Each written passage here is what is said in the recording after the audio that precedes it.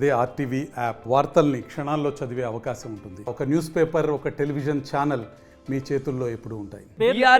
బాలకృష్ణ భయపడతారు. నేను ఒక భయం నేను భయపడాను. అసలు రసమై బాలకృష్ణ, అసలు భయము అనే పదము రసమై బాలకృష్ణ డిక్షనరీలో ఉండదు. గుర్తుపెట్టుకోండి. మీకు ఎందుకు చెప్తున్నాను తెలుసా? 2001లో నేను తెలంగాణ ధూమ్ధాం పెట్టుకున్న రోజున చీమ చిటుక్కుమంటే ఒక చంద్రబాబు నాయుడు ఎన్కౌంటర్లేసి బెల్లి లలితను తెలంగాణ పాట పాడినందుకు బెల్లి లలితను గన్ని ముక్కలుగా 17 ముక్కలుగా నరికి చంపినటువంటి ప్రభుత్వం ఐలయ్యను, సంపత్ను, అనేక మంది ఎన్కౌంటర్లు జరుగుతున్నటువంటి కాలంలో ఎట్లా బతుకుడు ఎలా బతుకుడు, ఎట్లా బతుకుడు ఎలా బతుకుడు తెలంగాణ పల్లెలోన మీసం మొలిసిన కొడుకులా చూసి ఆశాలెన్నో అని నెత్తూరు వారం తినడం నా తెలంగాణలోన అని చెప్పేసి నేలకోరిగా తినడం నా తెలంగాణలో వేసి పాట పాడి నేను ఆ రోజులో ఉన్నటువంటి తెలుగుదేశం ప్రభుత్వానికి ఎదిరిగినటువంటి గొంతు రసమై బాలకృష్ణ.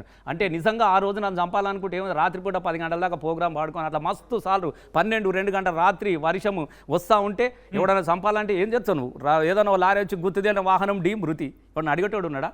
గట్టిగా మాట్లాడినామనుకో ఎంక్వైరీ చేస్తున్నామని చెప్తారు. ఎన్కౌంటర్ చేసి అడిగే పరిస్థితుల రోజున కూడా రసమై బాలకృష్ణను ఎదురు తిరిగి పాట పాడినటువంటి ఒక వ్యక్తి గీలకు భయపడి రసమై బాలకృష్ణ ఉంటాడా? అక్కడే నేను అడుగుతున్నా, అటువంటి బాలకృష్ణ ఈ రోజు ఎందుకు సమాధానం నేను ఇప్పుడు కూడా చెప్తా ఉన్నా.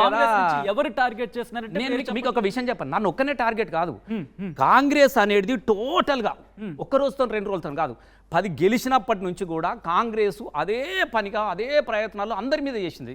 ఈ ప్రయోగాలు నా మీద చేసింది, ఇంకొకరి మీద చేసింది, ఇంకొకరి మీద చేసింది, కేటీఆర్ గారి మీద చేసింది, కేసీఆర్ గారి మీద చేసింది. ఎవరి మీద చేయలేదు చెప్పండి? కాంగ్రెస్ వాళ్ళ ప్రచారం అంతా ఏంది? క్యారెక్టర్ను ప్రజల్లోకి పలసబడగొట్టాలి, క్యారెక్టర్ను వాళ్ళ క్యారెక్టర్ ద్వారా మాత్రమే దెబ్బ కొట్టాలి. ఎందుకంటే అభివృద్ధి గురించి మాట్లాడే పరిస్థితులు కాంగ్రెస్ లేదు. ఎందుకంటే అత్యంత అభివృద్ధి అడిగింది అన్నది నేను ఒకటి మీకు నాకు కూడా చెప్పండి. మీరు ఒక ప్రశ్న అడిగారు ఎందుకని భయం. వాస్తవంగా కాంగ్రెస్ అభివృద్ధి గురించి మాట్లాడినటువంటి పరిస్థితి లేదు. ఎందుకంటే తెలంగాణలో అద్భుతంగా అభివృద్ధి జరిగింది. ఆ అభివృద్ధి ఎంత గొప్పగా ఉందో ప్రజలు కూడా తెలుసు.